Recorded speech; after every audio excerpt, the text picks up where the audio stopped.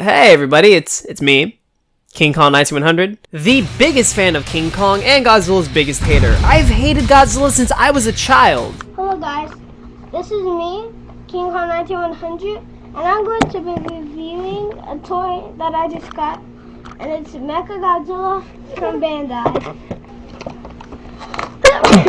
Alright, jokes aside, I think you all know what kind of video this is. This is essentially just me outlining how Kong stands a chance against Godzilla. If you guys saw my extremely outdated video on this topic, I made a lot of points which I'm not going to say are kind of outdated, but they're kind of outdated.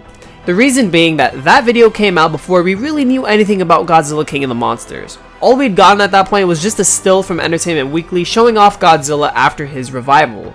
The point is, we have a lot more evidence now since King of the Monsters is out, so I figured I'd update this age-old video, new and improved. I want to make a few things clear before I actually start, since I know the comments are going to be flooded with either haters or biased fans, so let's just get right to the rules. 1. Please come into this debate with an open mind. I promise there is actual logic and reasoning within my points. 2. There will be spoilers for Godzilla vs. Kong. We'll be going off the Sayaka spoilers, which if you don't know are always totally and completely accurate due to him accurately providing King of the Monsters spoilers.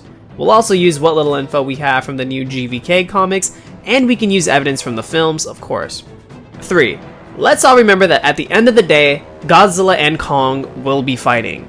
No, Kong isn't just being written to be equal to Godzilla or is being granted plot armor. Since we first saw him, it has been explained he's growing and that he's an apex predator, an alpha predator like Godzilla. This puts him in the big leagues such as Godzilla, Prime, and King Ghidorah. There is no plot armor. If people want to claim Kong has plot armor just because he became fully grown, which was thoroughly explained since day one, then I could say the same thing for Godzilla when he got a buff between 2014 and King of the Monsters. Even though it was logically explained that he absorbed radiation and grew, that's the logic I see many people using. So I don't want to see fans saying that Kong is only being granted plot armor to fight Godzilla. It's been thoroughly explained he's growing in-universe. Kong's the last of his kind, but he's still growing. You better hope he does. And it's even been explained out-universe. I don't want to see comments saying King Kong incarnations are smaller so he must have plot armor, because that same rule can be applied to Godzilla. It holds no validity in an actual debate against these two current incarnations of the monsters, and plus, I've explained in past videos that King Kong has a classic story where he's roughly 20 to 60 feet tall, and a kaiju story where he's equal to Godzilla. Monster vs. Kong is a kaiju incarnation of Kong. Even the director of Kong Skull Island, Jordan Vogt Roberts, confirmed this. The 1933 movie is incredible. It is film history. Peter Jackson's version is an incredible remake of that Beauty and the Beast story. And for the first time, we don't want to tell the Beauty and the Beast story. I have to spell it out for some of the biased fans who just demand Kong stay tied to his roots, and who will make a video response to my points but won't respond to my counterpoints. Anyways, those Kong has plot armor arguments are not valid and they have no place in this video or the comments. So please let's refrain from those comments, everybody, and I say that respectfully, of course. Let's also try to remain civil. There are a lot of people who call me negative, and honestly, I usually am civil in most arguments until I get fed up with somebody who basically either repeats the same points, doesn't really use actual logic and reasoning within a debate, or talks in a condescending manner, which I get a lot of. And I mean, that's bound to tick somebody off, right? Not an excuse though. If we're going in circles, instead of cussing up a storm like I embarrassingly used to, I'm just gonna agree to disagree and not respond. Hopefully you guys can understand why I wouldn't prefer that headache of an argument, but I should take a second and apologize outright for how I used to handle arguments to everybody out there. At the end of the day, it's mostly one of our two favorite monsters, so I understand getting a bit heated over it, but let's try and refrain from all of the name calling or any of that nonsense. Most of the people watching are big boys and girls, so I have faith we'll all be civil. Alright, enough of the rules or any of that. Let's get on to my points. Chapter times are on the bar, so you guys can skip through all the nonsense if you just want to hear my points directly. Before we get started, I need to address arguments people are going to try and use, but ones that I find either completely invalid or just have no place in the debate itself. Godzilla tanked a meteor, therefore Kong can't do anything to him. No. A couple things disprove this theory. First off, that meteor is shown hitting the ocean, not the continental landmass Godzilla and Shinomura are on. After the impact, which is further away, it causes the ground to split open and for Shinomura to fall in between this newly opened chasm. so it didn't hit Godzilla or Shinomura directly. Secondly, people are forgetting that Shinomura is a monster with heat-based weaknesses. They defeat Shinomura with a nuke. So, the heat that a meteor impact would bring would mean that Shinomura would get incinerated. The heat would travel down into this chasm no matter how deep Shinomura is and instantly incinerate it. So, if it didn't incinerate Shinomura, Godzilla did not take a meteor since he was near Shinomura. I don't doubt he was in the radius of the blast considering the sheer size of it, but that's different from outright getting hit directly by a meteor. Thirdly, let's use some logic. Why would Godzilla be able to take a meteor? He was crippled from the stratosphere drop. The force of a meteor would prove devastating and fatal. It makes no sense. But let's say Godzilla did take a meteor impact, somehow. I personally believe he was within the blast radius. Would that matter in a fight with another kaiju at all? No, not in the slightest. Before you all type away, let me explain. Godzilla is still vulnerable to kaiju attacks. This means a monster can kill Godzilla if it is powerful enough. The Mutos, Muto Prime, King Ghidorah, Kong, Godzilla is totally and completely vulnerable to kaiju attacks. So meteor or not, Godzilla will prove vulnerable to Kong's attacks, as would Kong with Godzilla. This will lend me into my next argument. Just because Godzilla is vulnerable to kaiju attacks, does not mean those monsters hit harder than what Godzilla has endured before. Let me address another possible argument. The Mutos and other monsters hit harder than nukes and meteor impacts. No, those other monsters do not hit harder than nukes or meteor impacts.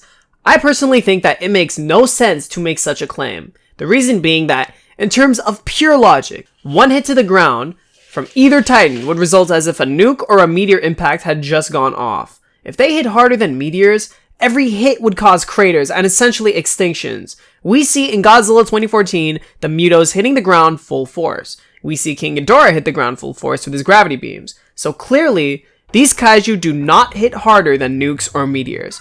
Otherwise, it would result as if either of those things had just gone off. That is pure logic. Some of you may exclaim, but it's called attack potency. These monsters hold back to not destroy the planet. That makes no sense either. These monsters don't care about whether they destroy the planet or not. These are titans fighting for their lives. They aren't holding back. Their lives are at stake here. This isn't some anime or some superhero universe. These aren't beings with minds aware enough to hold back on their blows. These are giant monsters who have natural instincts, and that is to stay alive. No holding back, none of that nonsense. Once again, this is pure logic and reason. There is far more evidence lending to these kaiju having their own levels of resistances to things like nukes, meteor impacts, stratospheric drops, but are still vulnerable to kaiju attacks which break skin, rather than kaiju holding back yet being able to one-hit a continent even though we see these monsters hit the ground full force. So, the evidence pointing to a kaiju having resistances to nukes and near meteor impacts yet being vulnerable to kaiju attacks is a point that is far more logistical than the latter point, which has little to no evidence to back itself up. But Godzilla scales to King Ghidorah, who is planetary. Okay, this power scaling business is completely nonsensical. People are claiming King Ghidorah is quote-unquote planetary level because his storms are able to help him terraform the Earth to his liking. Before I address King Ghidorah and him being planetary level, I want to first address the power scaling issue. For those who don't know, power scalar logic is essentially the amount of power a being can take is also what that being can distribute. So, for example, they think durability equates to strength. They think that because Godzilla can, say, survive a nuke, that he's suddenly able to hit with the strength of a nuke. Except that makes no sense at all because durability does not equate to strength. Durability is the density of an object. It's the ability to withstand wear, pressure, or damage. Strength is the amount of pressure one can distribute. They definitely correlate, but you can't exert more than you can endure if there is such a disproportionate difference. If you're able to survive getting hit by a car, which could break through a concrete wall, does that mean you suddenly have the strength to destroy that concrete wall in one hit? No. Does that make sense? Godzilla scales to King Ghidorah, who can beat Mothra, therefore Godzilla can defeat Mothra. You see, that makes sense. That's just saying, if I can beat him, who can beat you, then that means I can beat you. That kind of power scaling makes sense. But then there are power scalers who place characters into tiers. This is where you hear city level, continental level, multi-continental, planetary, etc. The issue with this, when it comes to giant monsters, and mainly the Monsterverse kaiju, is that those are levels which are far too disproportionate to gauge a monster's strength. It would come to a point of a monster can endure a city level, continental level, or multi-continental attack, but it cannot exert that level of raw power in an attack.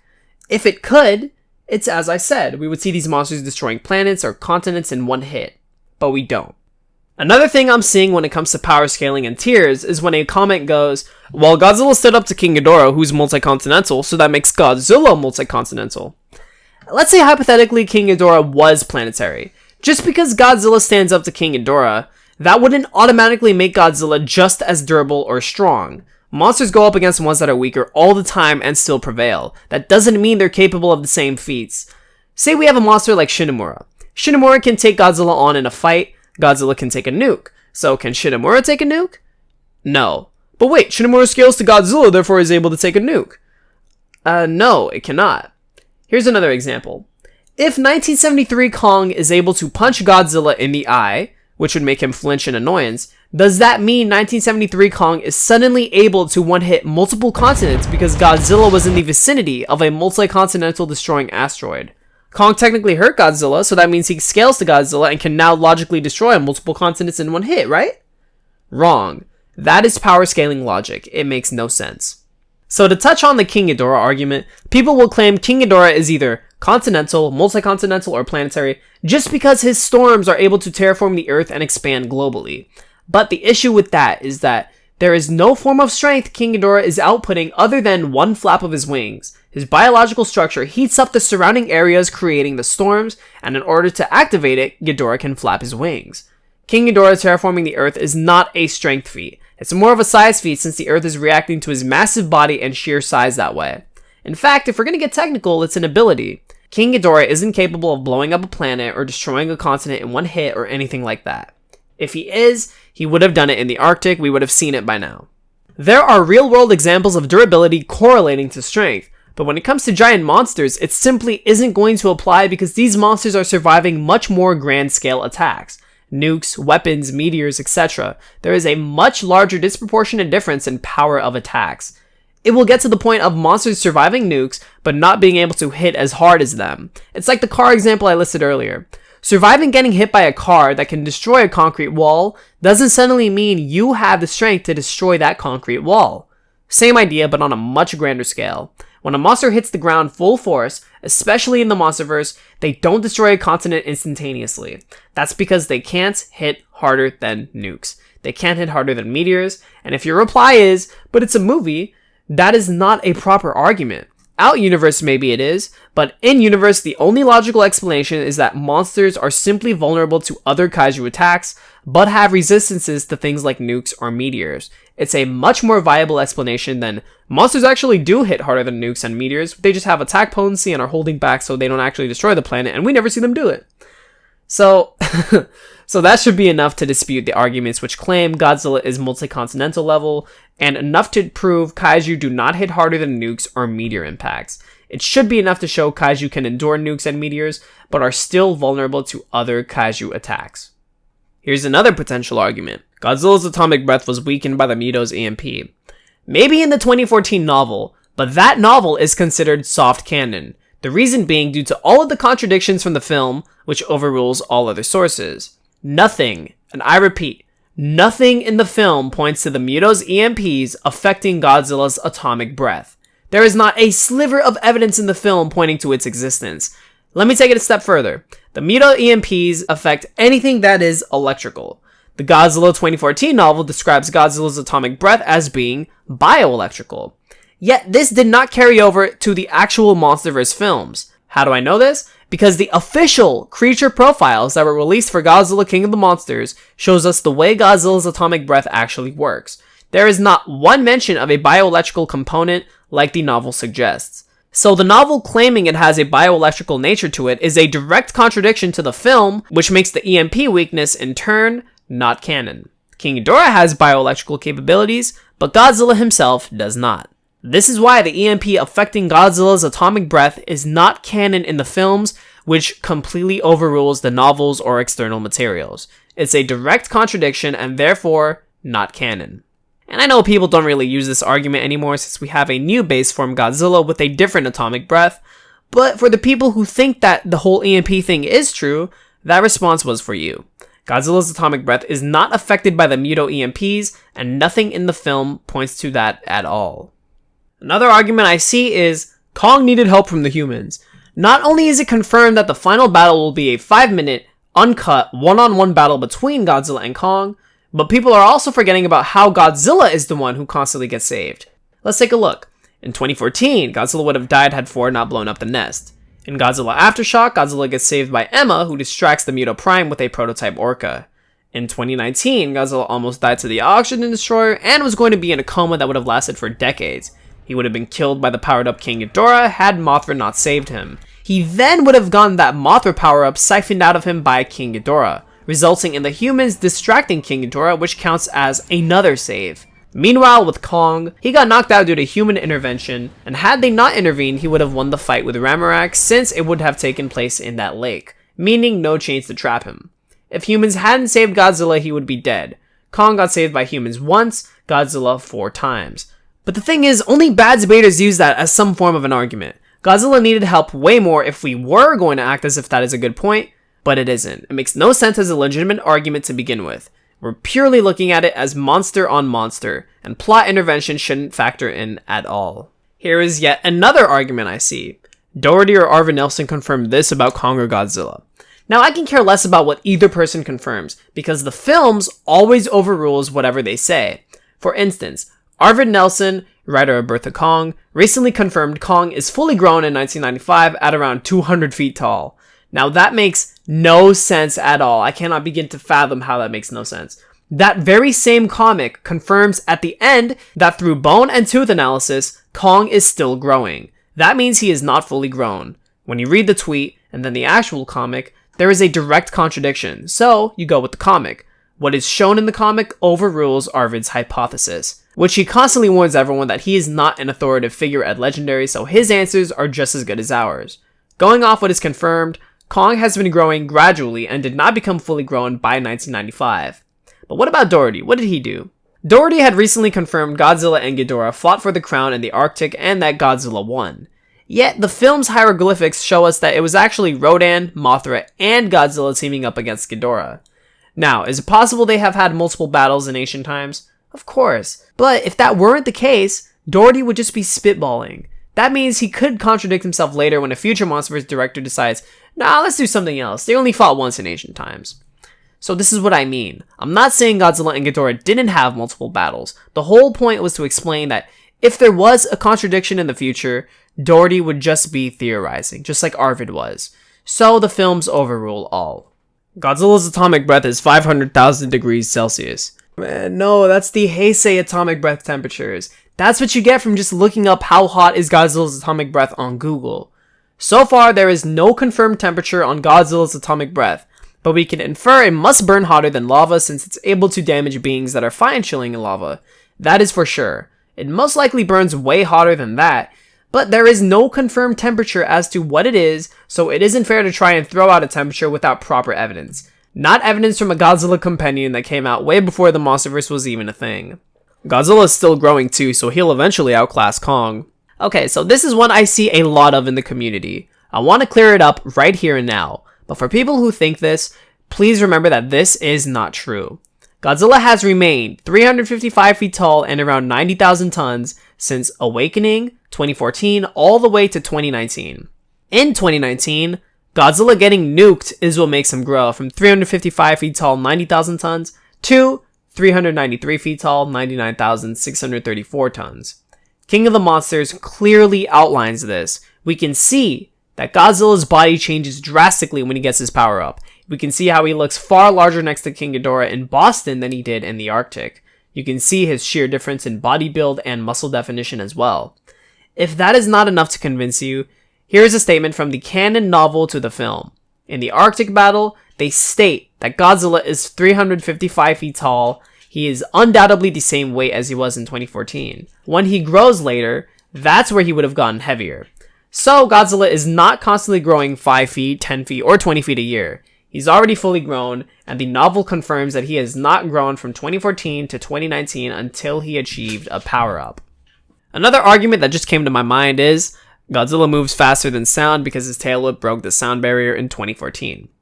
This is an argument I see a lot, and I would understand why people would say this. But this is also an invalid argument.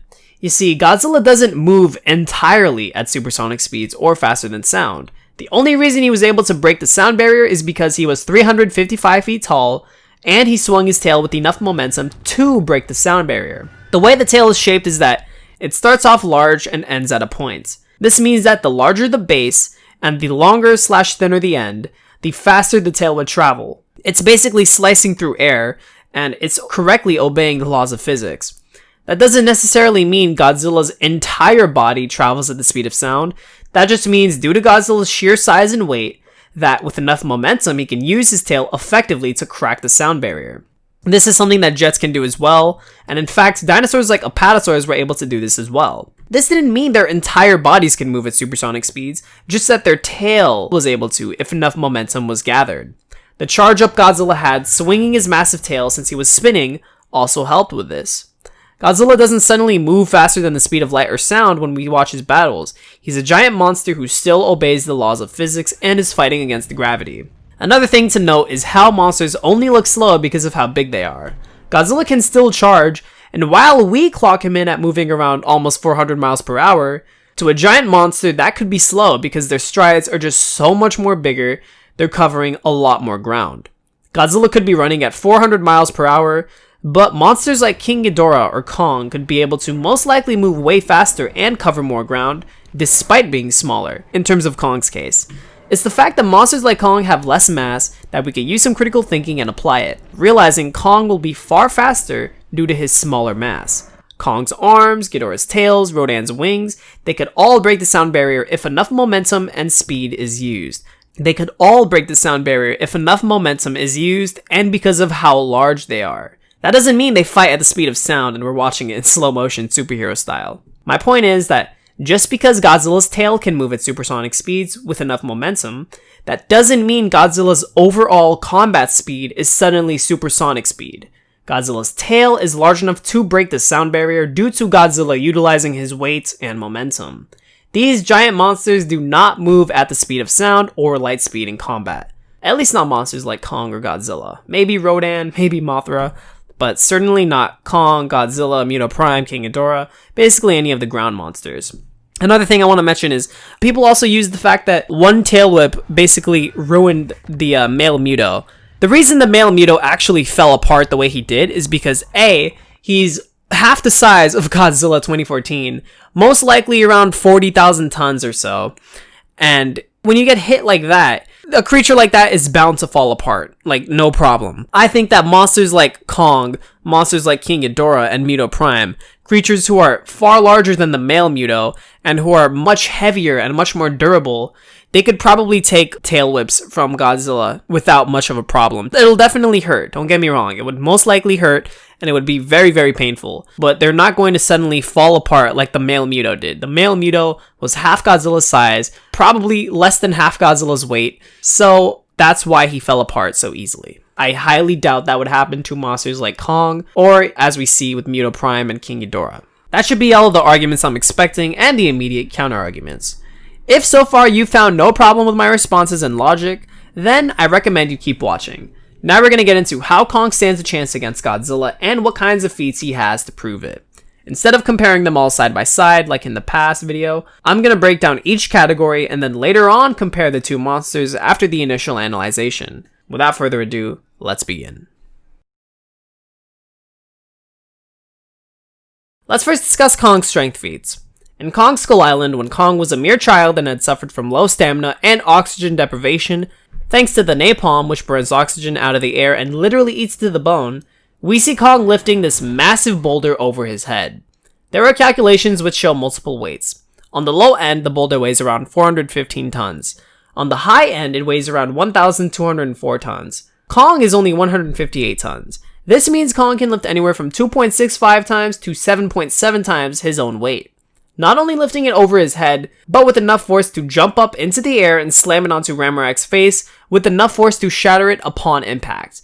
That is pretty impressive for a non-fully grown Kong, especially one who, after being weakened by oxygen deprivation by napalm, which is hotter than lava, still had to chase Ramorak down and perform this feat. But let's take it a step further.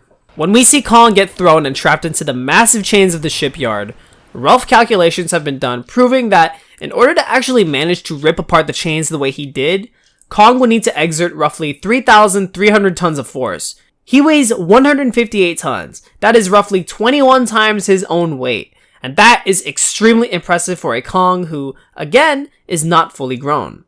Another impressive strength feat involves his leg muscles. Kong is seen charging a helicopter during his first action scene. Kong jumps into the air for roughly 5 seconds. I'm not a science person by any means or anyone good at math, but it would take some serious strength to be in the air for that long, especially for a 104-foot tall kaiju. One thing Kong has been shown doing is using his strength to actually flip Ramorak over his shoulder, and then proceeding to swing Ramorak, not really gaining enough momentum to warrant a massive throw a good distance away into a mountain with enough force to have Ramorak ricochet off the mountain wall. So even as a child, Kong still was pretty powerful in his own right. He has since grown way stronger. In the new GVK Kingdom Kong comic stills that were released, we can see another insane feat he pulls off. While we don't have the exact context to the scene, we know that Kong, fully grown, is roughly a head shorter than Godzilla's own size, as confirmed by Sayaka when I sent him this fan art on Toho Kingdom. I remember him responding with the words, "real size." So those are indeed the real sizes, which lines up to exactly what my claims were in 2017 and 2018. So I was right about that. But regardless, in the new GVK Kingdom Kong comic, the fully grown Kong is battling an Icarus tiger that is roughly the same size that Kong was in 1973, around 100 feet tall. Kong will throw this thing hard enough into the ground to cause a huge crater we see. The panels we see looks like Kong is just going to grab it midair and just slam it into the ground with enough force to cause the crater. And this is just him on the daily in his base form. Plus the tiger isn't even that big, nor does it look like it weighs even 1,000 tons. So to cause a crater with something that small and light, with what looks like no effort or momentum, is crazy power. Kong is an alpha, as is Godzilla, Muto Prime, and Ghidorah. So of course he's going to have these strength feats to back it up when he's fully grown. And I think it's worth mentioning that Kong's bite could be insane. He has these massive fangs, they're easily the biggest teeth out of any Titan we've seen so far. I mean, look at how it would compare to Godzilla's head. This bite of his would definitely penetrate Godzilla's skin, just those fangs alone. Also, in terms of strength, gorillas are known for being able to lift over 6 times their own weight. They are the 4th strongest creatures in the animal kingdom, being beaten out by small insects and beetles. That would mean that if Kong has the proportionate strength of a gorilla, that he would be able to lift up to 10 times his own weight. And he's shown feats greater than that alone as a mere adolescent. He definitely is shaping up to be insanely strong, and the crater feat should show you Kong is going to be extremely strong, especially against Godzilla. One last final thing is that Sayaka confirms Kong has no superpowers. He uses brute force, speed, and weapons to battle. Kong is quite powerful now. He's not only 300 plus feet tall, he even wounds Godzilla with a weapon. With that, we are going to segue into our next category, intelligence. In Kong Skull Island, we see the adolescent Kong is incredibly smart. Godzilla is smart, but Kong as a child seems to have far greater feats of intelligence. We see Kong had forced the helicopters to stop making noise or else Ramorak would wake up, showing he was aware of the danger Ramorak posed. Kong was seen actively tracking down the cries of the Skur Buffalo in order to remove the helicopter wreckage. Kong also seemed to recognize that Packard was the one who was causing the explosions and moved to kill him, while leaving the other innocent humans alone. Kong used the boulder, the propeller of a ship, and a tree to his advantage in the fight with Ramorak, even stripping the tree of its branches so that it wouldn't cushion the impact. At the size Kong and Ramorak are, the branches would not cause splinters or pierce either monster's skin. Much like the gunfire we see later, it really just stuns them and annoys them at best. Kong even remembered being cut by the helicopter propeller and used the boat propeller to his advantage, even combining it with the chain for extended reach, all on the fly during the battle. Kong saved Weaver when she was knocked underwater. He knew she could run out of breath, so he hurried the fight in order to save her.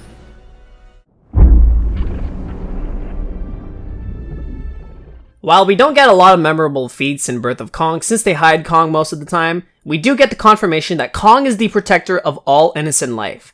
This explains why he only kills Packard, or even the Skullcrawlers. This is why he actively helped the Skur Buffalo, and it's also why he moves to kill Rishio in the Birth of Kong comic, as well as the Mother Longlegs who wanted to kill the Iwi. Because he is smart enough to know that they are not truly innocent, and he is without a doubt the protector of all innocent life.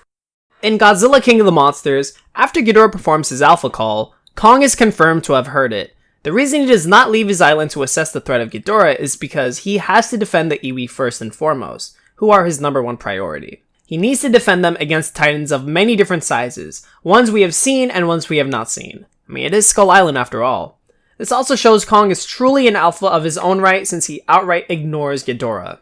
In Godzilla vs. Kong, Sayaka confirms that Kong is going to wield a massive axe. Initially, many people, myself included, thought Kong was going to outright craft this weapon, since the base of the handle looked like Kong's parents' femur bone and the blade looked like Godzilla's spine. But some leaks claim that Kong will instead stumble upon this weapon. The point is, Kong will be able to wound Godzilla with this weapon, as Sayaka says. According to the figures released by Playmates, Kong gets a chunk of his bicep shredded like in Kong Skull Island, and Kong would be able to swing this axe with enough force to cause this massive wound into Godzilla's chest. We all know Godzilla is one durable ass fella, but it would take some serious power to swing that axe into Godzilla's chest enough to wound Godzilla like that. Especially considering the figures show some of Godzilla's ribs, these wounds could potentially be fatal if consistently attacked at. But you would need to think about this kind of attack. Not only would Kong need to actively put in enough power to penetrate Godzilla's chest, but he would also need to use this axe and drag it downwards so he's able to get Godzilla's entire chest split open. That would mean Kong is going to be one of the most powerful forces Godzilla comes across in a one-on-one battle, and he's going to be one of the smartest opponents Godzilla is ever going to face. Speed. In addition to being extremely strong and smart, Kong is also incredibly fast. He destroyed an entire fleet of helicopters in under 3 minutes. In the process of destroying the helicopters, he's shown to be running really fast, like when he outsmarts the humans by jumping into the air, and when he digs his hand into the ground. During the helicopter battle, he spun pretty fast when hitting the helicopter with the other. He also wades through water pretty fast. Now the question is, will his speed carry over into when he triples in height? While most people act like he will be as slow as Godzilla, you need to realize that that makes no sense. Godzilla is slower in combat than Kong is. Godzilla is capable of immense bursts of speed when he charges, but that's really it. King Ghidorah was 141,056 tons and 521 feet tall. He still was much faster than Godzilla in combat. Kong has less mass than either Ghidorah, Godzilla, the female Muto, who was quite fast, and the Muto Prime. So it goes to show that he's going to be extremely fast when he is fully grown. It's about his mass, especially since every day he is constantly jumping around, running around, fighting monsters. It shows that he's constantly been active since he was born. He definitely will lose some speed since he's going to be around 350 feet tall, but he still would be the fastest opponent Godzilla faces when it comes to monsters who cannot fly.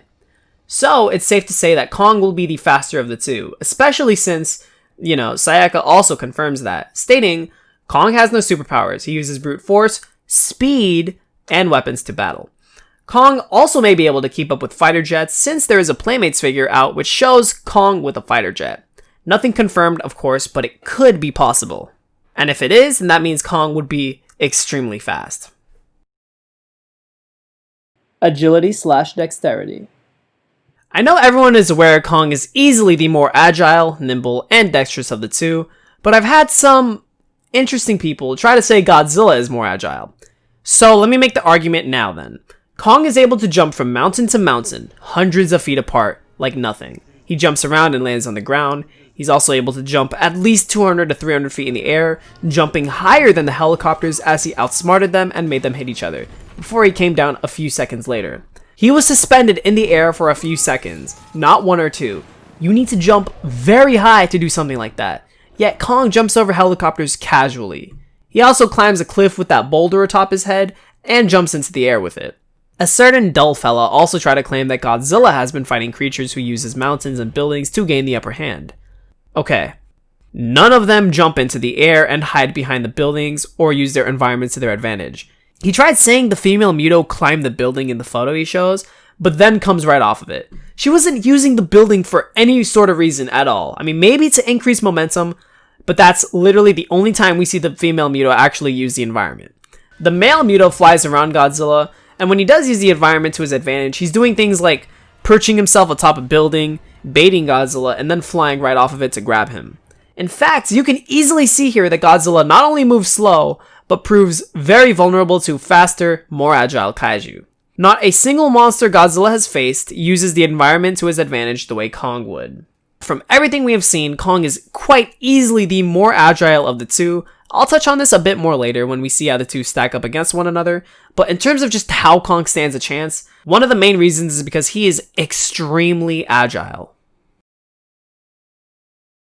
For stamina/endurance, we don't have a lot of feats for adult Kong, but Kong in 1973 still showed massive amounts of endurance and stamina. One of the main reasons Kong has such insane endurance and stamina levels is because Kong survived getting blasted with napalm explosions. The reason Kong passes out in the film is because of oxygen deprivation.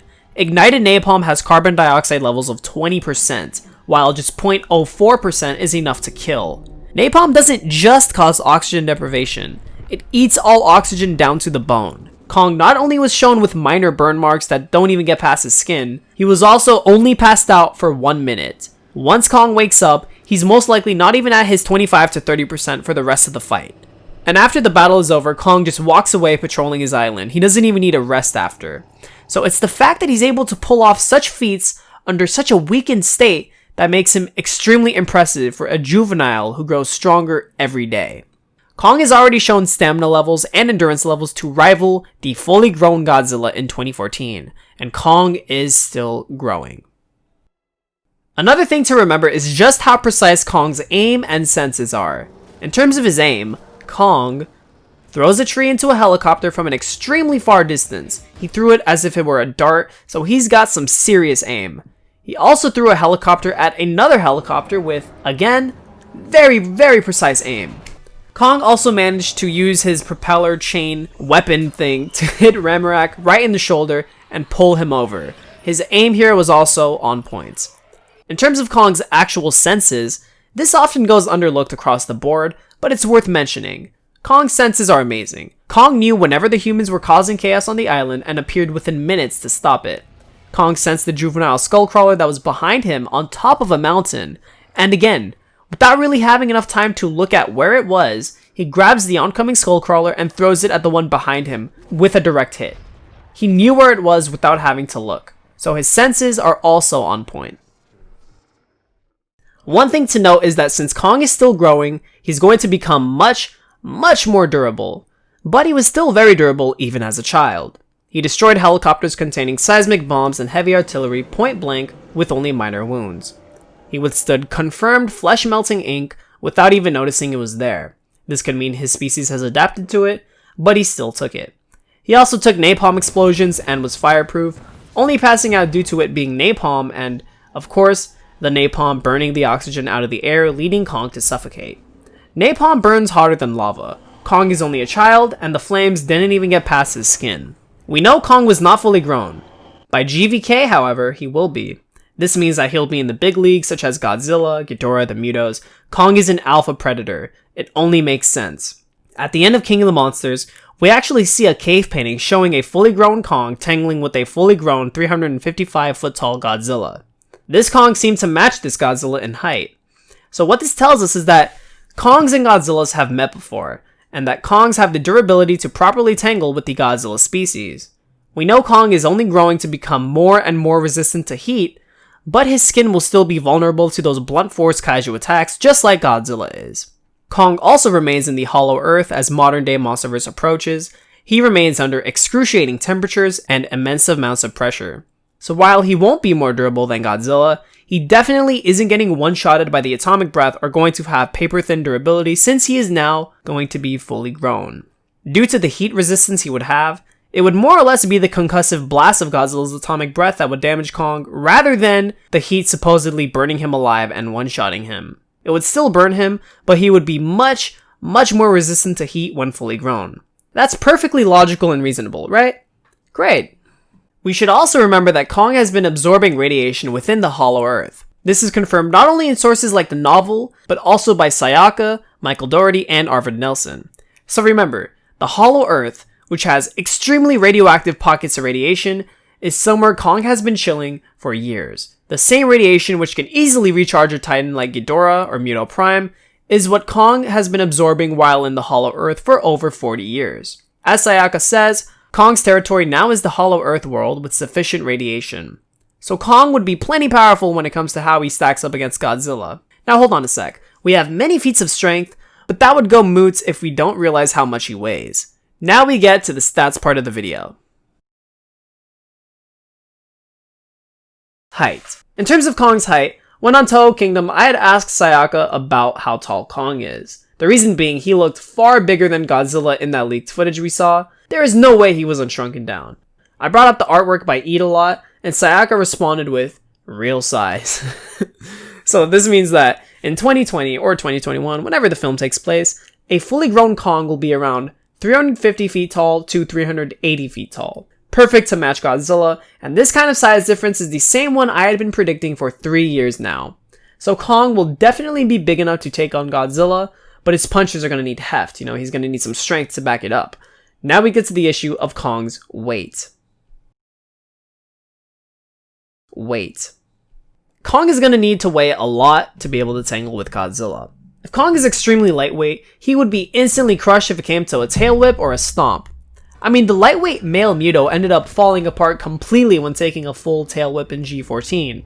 Granted, he was 150 feet smaller, he most likely weighed far less than the female Muto.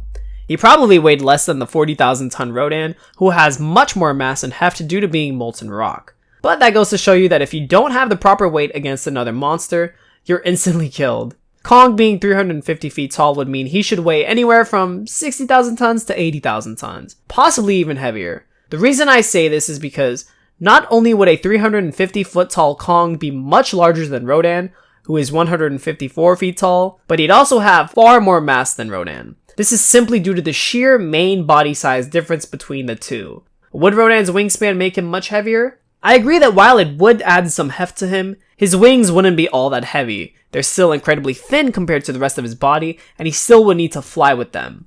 So a Kong that's 350 feet tall would definitely be much heavier than Rodan, who's 39,043 tons. I would say Kong would weigh anywhere from 60,000 to 80,000 tons, and Kong is also, once again, usually in the hollow earth absorbing radiation and growing larger.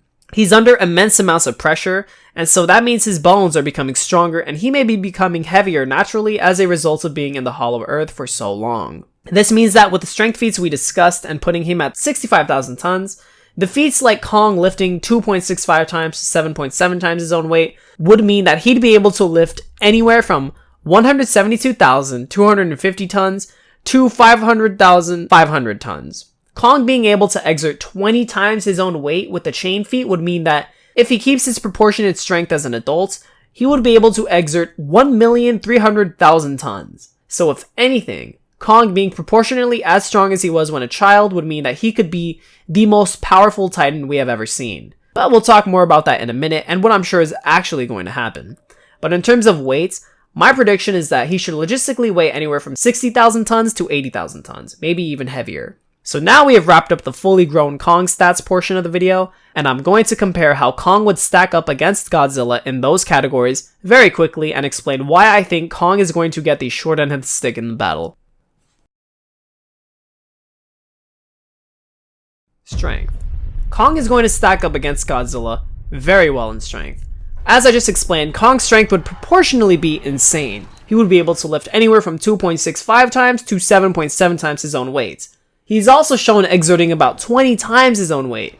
So if he were roughly 65,000 tons, that would mean he could lift 172,250 tons to 500,500 tons, and that he could exert around 1,300,000 tons. So his punches would undoubtedly hurt Godzilla. But how strong is Godzilla? Well, by King of the Monsters, we see Godzilla in the Arctic battle. Different design, but still with his 2014 stats since he hasn't grown by the nuke yet. Godzilla was able to stop the 141,056 ton Ghidorah dead in his tracks and instantly manhandled Ghidorah. Now I think Ghidorah is just weak and unable to really utilize his own strength because of his poor fighting ability. And I talk about this in 2 videos now.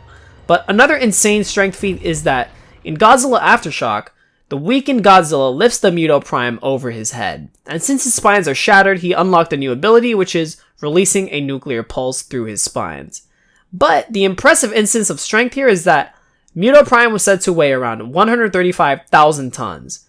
So Godzilla being able to lift the Muto Prime over his head with his shorter, less flexible arms would mean that he needs to put some serious strength into being able to do this. Not to mention he was weak from their fight already. In 2014, Godzilla was not only exhausted, but was also very low on radiation. So when he's more active by the events of Aftershock, he is full of energy, and we see what Godzilla is truly like. In Boston, after his power-up, Godzilla is seen ragdolling the 141,056-ton Ghidorah like nothing, multiple times. But that is in his supercharged form. When back to his new base form, is it possible he's retained some of the strength he had in his supercharged form? Definitely. We would just have to wait and see. So who is the stronger of the two? While I feel like it would pound for pound be Kong if he is as strong as he was as a child proportionally, we haven't really seen just how strong Godzilla is. We haven't seen what his limits are yet, so I think Kong would personally be the stronger of the two if those numbers are true. But there are leaks that say Godzilla and Kong are equal in strength. What I think this means is that Kong is not only going to inherit the proportionate strength he did as a kid, I think they're intentionally making Kong equal to Godzilla because if Kong did have that amount of strength, he would be insanely OP. But at the same time, it's possible Kong is extremely strong and that Godzilla is just as strong. They are both alphas after all, so the safe answer is that logically Kong would be stronger if we were to go by those numbers, but in actuality, Kong and Godzilla will be equal in strength. Intelligence. In terms of intelligence, Godzilla, while being an extremely smart creature, does not come anywhere near Kong. Godzilla is intelligent, don't get me wrong, but Kong has demonstrated far better feats of intelligence, like pinpointing that Packard was the cause of destruction and moving to kill him, while leaving the other innocent humans alone. He does the same thing with Rishio and Birth of Kong, while even analyzing the other members of the team, yet leaving them alone. He's able to recognize these things somehow, and he's also able to use the environment to his advantage like no other opponent that faced Godzilla has before. Sayaka confirms that Kong climbs buildings and uses the environment to his advantage when doing things like dodging the atomic breath or dodging attacks. He's going to use a massive axe against Godzilla.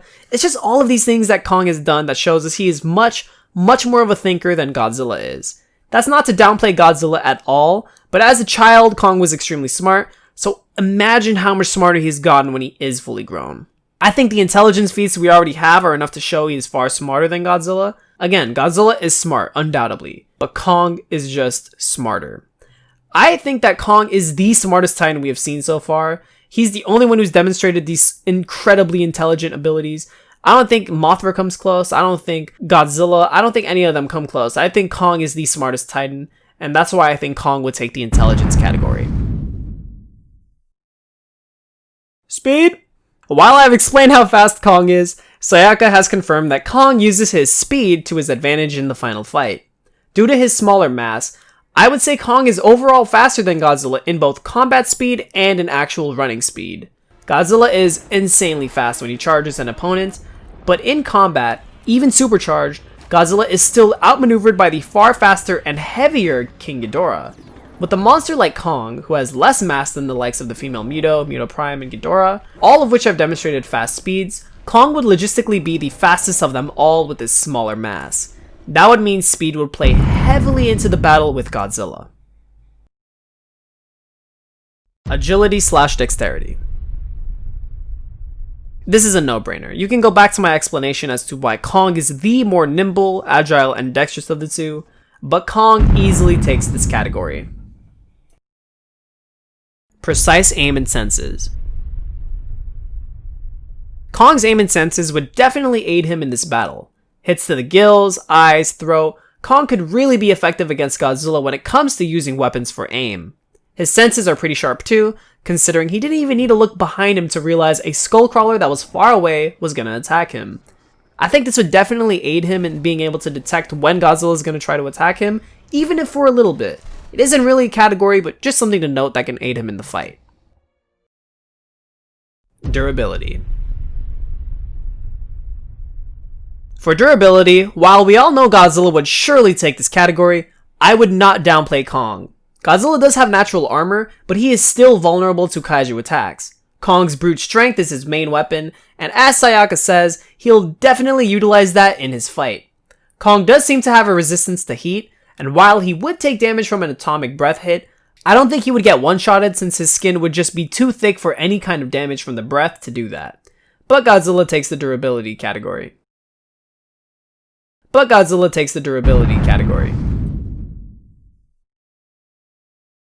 Weapons. Godzilla and his natural weapons such as his atomic breath, claws, armor, bite, teeth, and tail, which all combined makes for a devastating force of nature. That is undeniable. Godzilla also might have a new nuclear pulse ability. Let me explain. So in Aftershock, we see Godzilla get his spines shattered, and that is what allowed him to unleash a nuclear pulse. Except it was only through his spines. But this Aftershock version nearly drains Godzilla of all his energy. It's a risky, truly last resort attack accomplished after his spines are shattered. By King of the Monsters, he is still unable to do this since his spines are healed over, but when he's granted his burning form from Mothra, he's able to perform much more classic-esque nuclear pulses that span all directions of his body, mainly his front. My theory is that his body has now learned the ability to perform these nuclear pulses in his base form. They would be less powerful than the Aftershock one, which nearly drains him of all energy, and it wouldn't be as powerful as the burning pulses since those required Mothra and going critical mass in the nuke to be as powerful as they were. So if he does have less powerful nuclear pulses, it would count as another weapon in addition to his atomic breath, claws, teeth, bite, all the supernatural armor, all that stuff. So Godzilla does outclass Kong in weapons, but that is why I believe Kong's durability would make up for that. This is not to say Kong's punches, his bite, all his advantages aren't weapons. They definitely are. Kong is also going to have that axe, which seems to be an extremely effective weapon since he's going to cut Godzilla's chest open. Godzilla's atomic breath could go virtually useless like it did with Ghidorah in the Arctic battle because Kong would be able to recognize all signs of when it's going to be fired. The sound, the glow, Godzilla just standing there. Sure, Kong could get hit once or twice, but after that he should have good enough senses and smarts to actually anticipate and eventually evade the attack. Ghidorah just stood there as the glow started. I highly doubt Kong would still stand there and just watch without intervening. So the atomic breath is taken out of the equation, and of course Godzilla takes this category. But it's worth mentioning how Kong can evade and counter Godzilla's weapons, making this a much more equal fight. And Kong has a few weapons of his own to even out the odds, but Godzilla does take this category. Body shape. Kong's body shape is also worth mentioning as well. People never really analyze this, but in an actual fight, if Kong were to fall down, his smaller mass and much more simple body shape allows for him to get up much easier and quicker than other monsters like Godzilla or the Mutos. If Godzilla falls to the ground, it's going to take him a while to get back up. Kong can get up way faster because of how he's built. He can roll quicker while Godzilla can't roll as quickly. Godzilla can get up, but he would take much longer due to his body shape. We see this in the Arctic when he gets out of the hole, so Kong can not only get up way quicker, but his arms are a lot longer and more flexible, allowing him to get out of all primary attacks Godzilla uses. Not to mention that since his center of gravity is way lower, he's able to dodge hits quicker at the last second due to the traction of his feet on the ground. So summing up this point, Kong is able to get up much faster and use his body shape advantages such as longer arms to counteract all of Godzilla's primary attacks. Those being the choke and grab move, to which Kong can get his longer arms out and over Godzilla's own in order to counterattack.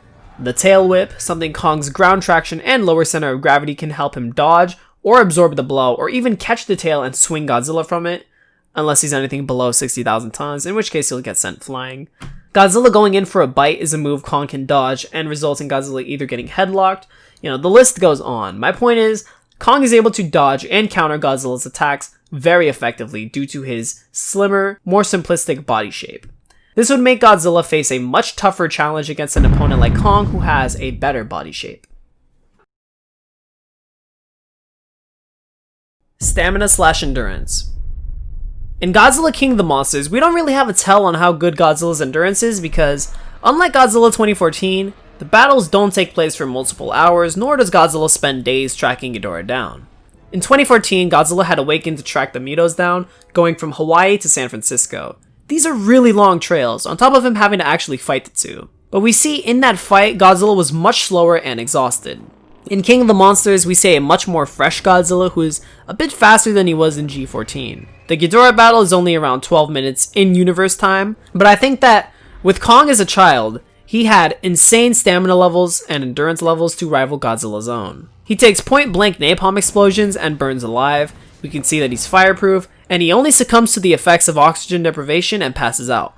Napalm burns oxygen out of the air, so he passed out since he needs oxygen to actually breathe. Undergoing these effects, He still performs the feats that he does, like carrying the boulder and leaping with it, tossing Ramrak with enough force to have him ricochet off a mountain wall. Really a good amount of feats for an adolescent Kong whose stamina and overall energy levels were drastically low. That is why, even when Kong is fully grown, his endurance and stamina levels should increase much more drastically. I can see the two monsters actually equaling in this category as well. Experience. Lastly, experience. While Godzilla has fought many titans over the course of his lifetime, Kongs have tangled with Godzillas, as the end of King of the Monsters showed. So unlike my older video before King of the Monsters where I thought the two never encountered one another, now we know that these two species have encountered the other before. Not to necessarily say that Kong and Godzilla, the ones that we're familiar with now, have encountered each other. That just means that these species have encountered each other before. So this means that the two are capable of tangling with one another. I would still say Kong takes this category. Now just hear me out. Godzilla has lived longer, but Godzilla is still not as active as Kong is. Kong is much more active. He fights on his island every single day of his life. The monsters he fights aren't just limited to the ones we see in Kong Skull Island. He's seen fighting new monsters in every one of his appearances. Skullcrawlers, Siren Jaws, Mire Squids, titans like Kamazots. It's an ecosystem of different monsters. We know that if Kong isn't fighting, he's running. He's jumping, he's training, he's working out! He's an extremely active titan. Godzilla has been in states of hibernation that lasted for years on years. He's woken up, fought, went back to sleep. Woken up, fought, went back to sleep. Woken up, fought, went back to sleep, blah, blah, blah. So on and so forth. He's going to be much more active in the coming years since the Titans have woken up and he needs to keep the balance.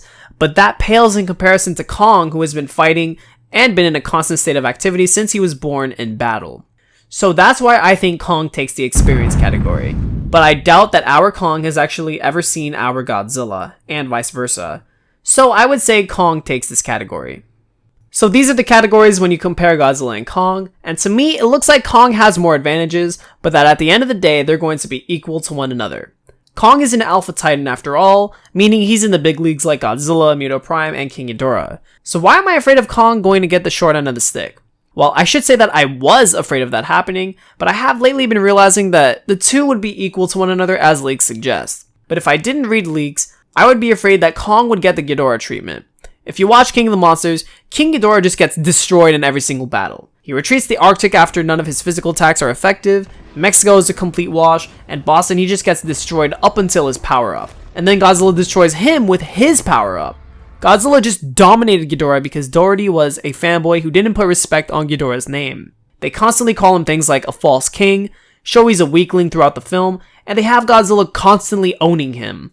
And with some rumors and leaks we don't know are real or not, some people are claiming Godzilla was going to power up on his own just by getting angry. So naturally I'm just like, here we go. How in the hell is that a fair fight to Kong? Godzilla just powers up at will. He never demonstrated that ability in G14 or King of the Monsters when his life was on the line on both occasions. So it would make no sense at all. You know, here comes Godzilla's plot powers to save the day, right? Those were my thoughts, and I'd be disappointed if those rumors are true, because that would truly not be fair to Kong.